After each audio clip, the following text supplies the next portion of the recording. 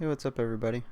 So this is my first upload in about, I'm gonna say, at least a month or two, and the whole reason behind it is because of the fact that I recently got into motorcycles, and I've been riding for about the past 3 months, so that's kind of where my time went. So a little bit of background to this whole story as to what's going on. I was on a YouTuber's channel and saw a video called How to Ride Tall Motorcycles, and I'm currently riding a Suzuki V-Strom at a not so tall 5'6". I've done a couple things to the bike, dropped in a lowering link, brought it down about half an inch I believe, and then I removed the rubber seat pegs, which did probably about another a quarter of an inch or so to kind of help me out. But one of the comments on the YouTube video was about how to put the actual kickstand down. The YouTuber was uh, dirtdad, I believe, and he's got a really good video out on how to ride tall motorcycles. But he did it all from the first person perspective, and what I felt would have really helped a lot of people is to have actually done it in a third person, so actually showing the actions on the bike themselves. So that's what I tried to go ahead and do in this video. So just wanted to have some video to fill in real quick, and then we're going to go ahead and get started in just a second. So I decided to go ahead and start out just by getting on the bike. You notice that I put my left foot on the left peg, swing my right foot over. I'm actually putting all the weight of both the bike and myself on the kickstand right now. So I just kind of drop my legs, and I'm just showing you right now that I'm actually barely touching tippy toes on the ground. So what I want to do is I want to pretty much put the left of my body all the way across on the left and kind of rock the bike towards the right.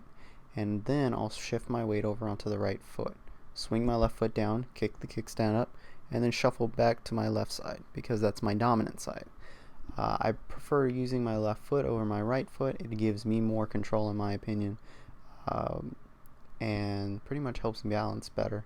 I also like the fact that I can control the right brake as well. So that was from the rear. Give me a second and I'll come right back around and we can watch it from the front and getting off.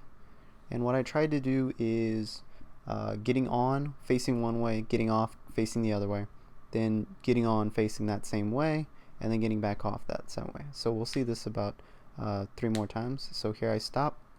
What you'll notice is I actually turn the bike handles in the opposite direction from how I want to lean down the bike. And once again, I'm shuffling my feet across, and then I bring the steering wheel all the way across to lock it down.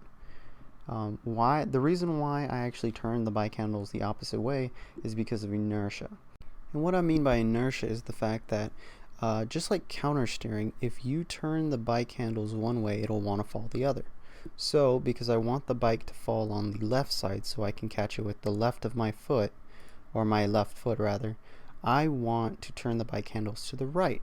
So the bike is going right until I pull on the brakes, it stops, and it wants to lean over to the right.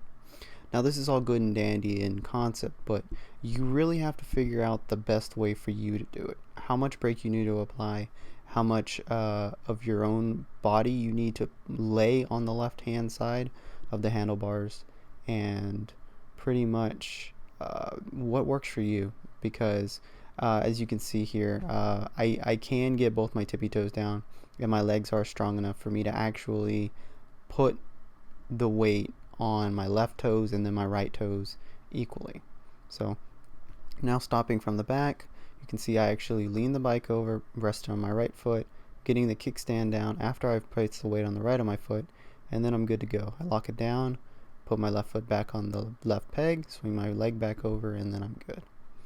So in a nutshell, that's what it is, but you really have to just practice it yourself. You can't just watch someone do it and just kind of think about it and do it. You have to get a feel for it.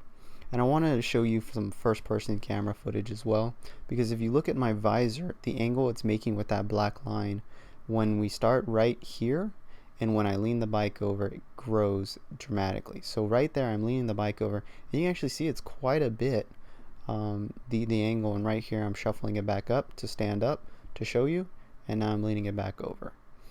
So the dramaticness of how much you lean it over is, it's hard to explain. It really is, because it feels like you're putting a lot of weight to the left, but once you get your balance down, it doesn't feel that bad. Now, taking off from this stance, leaning down isn't that bad either. You can really just kind of push off just a tad bit with your foot, and then the motion you give it will actually carry you into your normal upright position.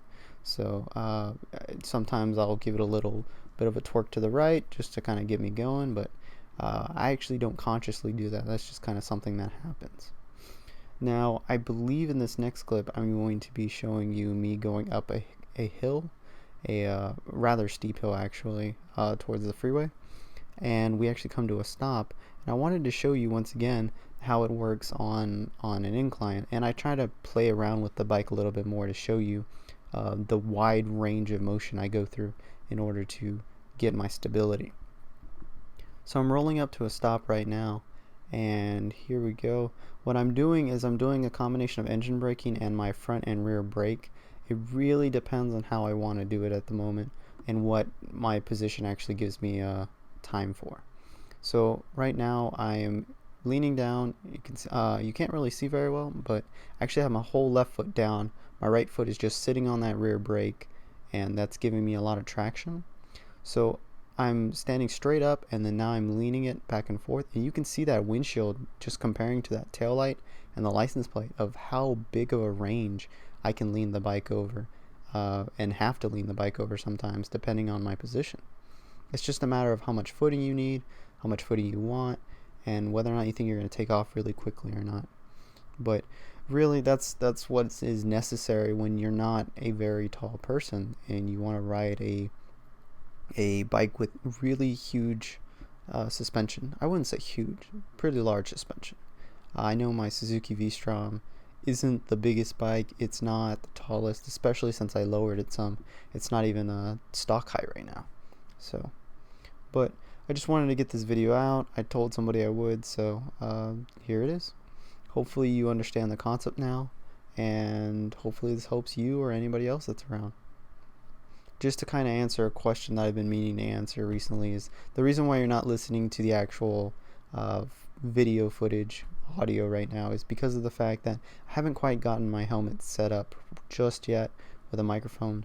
I thought I had it decently set up, but alas, it did not work. So right now it's just the camera audio, and wind noise is quite aggravating, so that's why I'm recording the audio in post, but hopefully it's good enough quality and everything can come together to be a good video and learning experience.